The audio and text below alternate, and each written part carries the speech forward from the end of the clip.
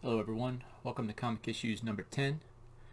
Just want to right off the bat just say this is not going to be your regular episode, so if you want to skip this one, feel free. As you can see, this is a late one. It's supposed to be on Sundays and Wednesdays, but yesterday we had some stuff to deal with.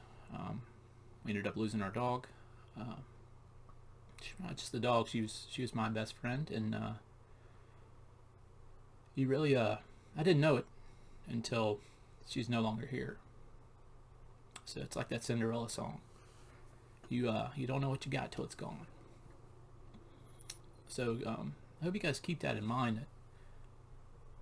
That we think we have this hourglass that's just full of sand, and we have so much life ahead of us, and we've done so much, and we always look back on everything we've done in the past, but what we really have is that one little spot right in the middle where the sand's just going through. That's all you can count on. I mean, you can count on the past, but it's done.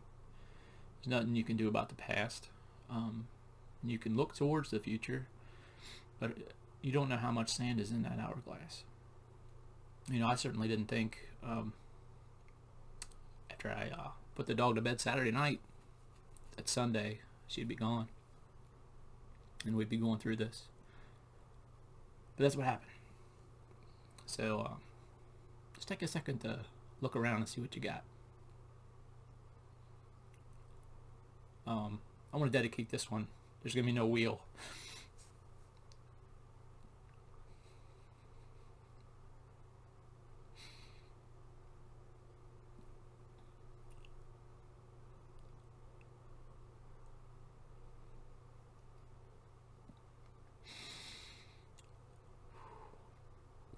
I'd like to dedicate this episode to Paisley. Thanks for always being happy and being there. We appreciate it. This is going to be Hawkeye number 11 from 2012. It was written by Matt Fraction. He's done a lot of comics. Did a series that I really like called Sex Criminals. He did Invincible Iron Man and Immortal Iron Fist. So he amongst a bunch of other things, he does a lot of Daredevil stuff. He's just everywhere, really. And David, I don't know if he says his name Aja or Aha, but he's worked on Mortal Iron Fist and some other Marvel things. So the cool thing about this comic is that it's written in the dog's point of view. So this dog is his name is Lucky, and he first appeared in Hawkeye 2012 run, issue number 1, and Hawkeye saves him from these tracksuit wearing gang that were really mean to him. So they save him, and then he decides to adopt him. So he's got an ongoing appearance through this whole run, which is pretty cool to do. You don't see dogs often in comics. I mean, you got Krypton, and you got Bat Dog, maybe. I can't remember the name of the dog. That's Batman's dog. But it's pretty cool. And I kind of like when you get different viewpoints in comics. But so let's get started with the comic. We got so it starts out Hawkman and Hawkeye and Hawkeye are having a discussion. It seems like they're fighting. So it's from the dog's viewpoint. So you only see certain words being made out in the bubbles, which is kind of cool to get you in that thought mode. And then you see the next panel is it's the two of them still arguing, but it shows what the dog sees for each of those two people. So he sees for Hawkeye, the male Hawkeye, he sees coffee and Tough, and he feeds him. And then you see for the female Hawkeye, you see flowers and kisses and coffee, and then but didn't you see the major thing is love from her. So he still doesn't get why they're fighting, so he gets confused and he decides to leave the apartment. So he goes, he's walking by all the apartments, and you see, A through whatever, and you see it's like the thought bubbles his thinking like, okay, here's this person. I associate these different things with him. There's a hippie guy, so he associates cigarettes and incense and stuff with him. So different smells and sounds that he associates with each person. So he doesn't know them by name, but he knows by their smell or by their what he can hear of each of these people. I think it's actually more by smell. And he gets down to apartment G, and he doesn't recognize anything from apartment G. So it goes on through, and then the last apartment that he sees is this old lady's apartment, and he knows her from he smells tea all the time, and he knows that she gives him treats. So he stopped there when all of a sudden he hears this puppy barking.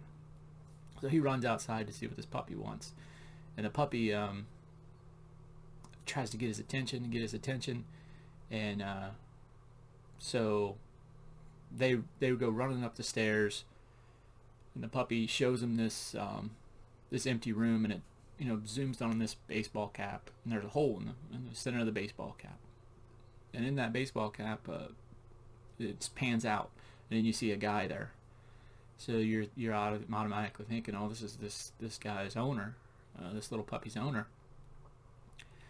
So Lucky starts sniffing around, finding clues, trying to piece together what's happened, and it shows the different people that he's smelling, that he recognizes, and what he associates with them with. So he kind of rules them out, and it shows where he smells them at in each part of the apartment and what he thinks that they were doing. And there's one person that he just doesn't recognize, and he thinks that that's the shooter.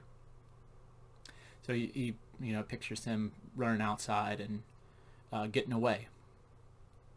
So he goes outside, following his nose through the city, trying to figure out where this guy went, and he happens to go down this alley, and there's a trash can. So he's smelling the trash can.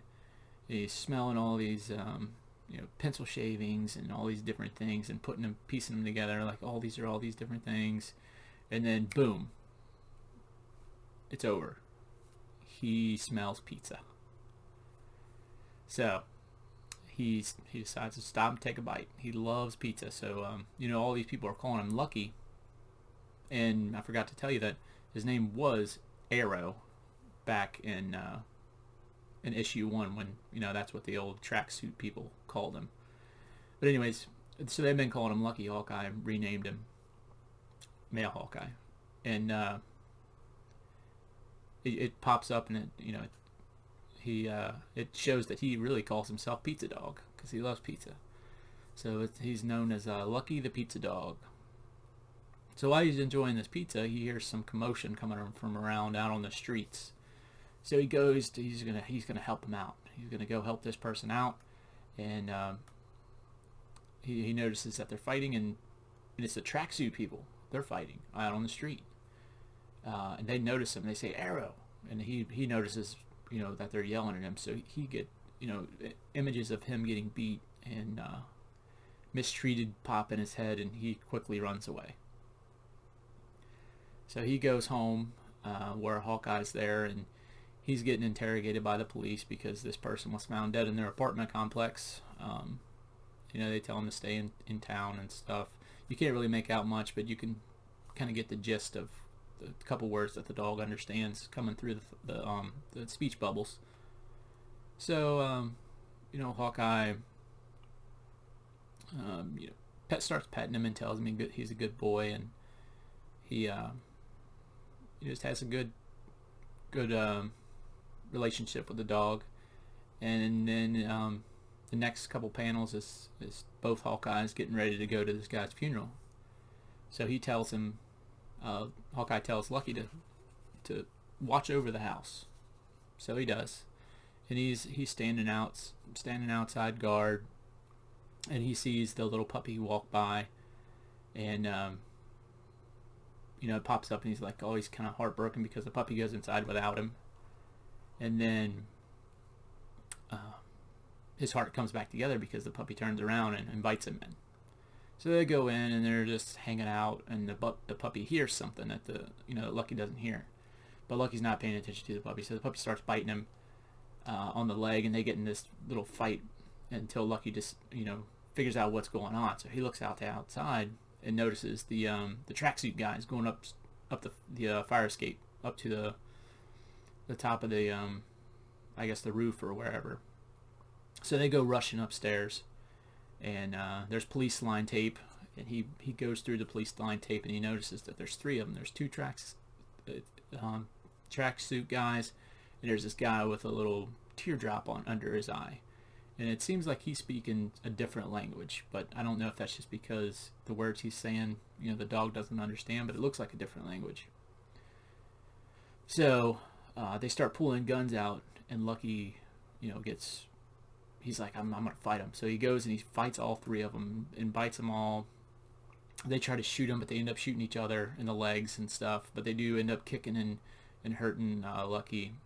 And Lucky goes off pushes one of them over the top of the roof, and I don't know how he survives, but he survives, and you see a shoe just silhouette just falling, so they both go over.